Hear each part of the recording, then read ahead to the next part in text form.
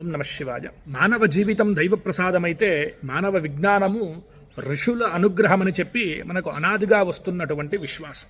దైవము ఋషులతో పాటుగా మనకు జన్మనిచ్చిన తల్లిదండ్రులకు కూడా మనిషి రుణపడి ఉండాలి. ఈ 3 రుణాలు తప్పకుండా మనిషి అనేటటువంటి వాడు తీర్చుకోవాలి.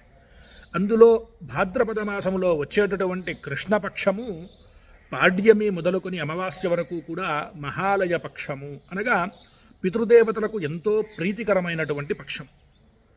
ఈ పక్షములో కన్నవారి రుణం తీర్చుకోవడం మనకి కృతజ్ఞతాపూర్వకం. దానికోసమనేటటువంటి మాసమే ఈ భాద్రపద కృష్ణపక్షం. శాస్త్రం ఏమిటయ్యా చెప్పింది అంటే, కర్తుం మహాలయ శ్రాద్ధం యది శక్తిర్న విద్యతే యాచిత్వపి నరః కుర్యాత్ పితॄణాం తన్మహాలయం. మహాలయ పక్షములో శ్రాద్ధకర్మలు తప్పనిసరిగా నిర్వహించాలి.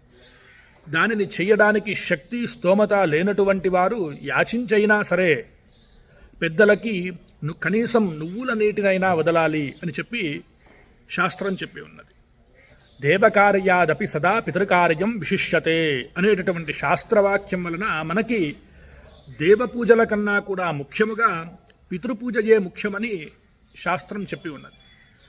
అటువంటి ఈ మహాలయ పక్షాలలో ఎవరైతే గతించి ఉంటారో పూర్వులు, ఇంకా విశేషముగా ఈ మహాలయ పక్షం ఎటువంటిది అంటే, గతించిన మన పితృదేవతలకే కాకుండా మనకి సంబంధించినటువంటి వారికి ప్రతి ఒక్కరికి కూడా, స్నేహితుల దగ్గర నుంచి బంధువుల దగ్గర నుంచి ప్రతి ఒక్కరికి కూడా నువ్వుల నీళ్ళ తర్పణాన్ని వదలవచ్చు.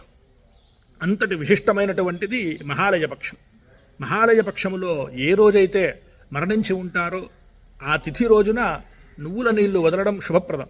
ఇంకా విశేషముగా మనకు శక్తి ఉన్నచో అన్నదానం చేయడం, బ్రాహ్మణులకి స్వయం పాకాన్ని దానం చేయడం కూడా సకల వృద్ధి శ్రేయస్కరం. వంశవృద్ధి కూడా కలుగుతుంది. పితృదేవతల అనుగ్రహం వలన అభీష్టాలు కూడా నెరవేరుతాయి.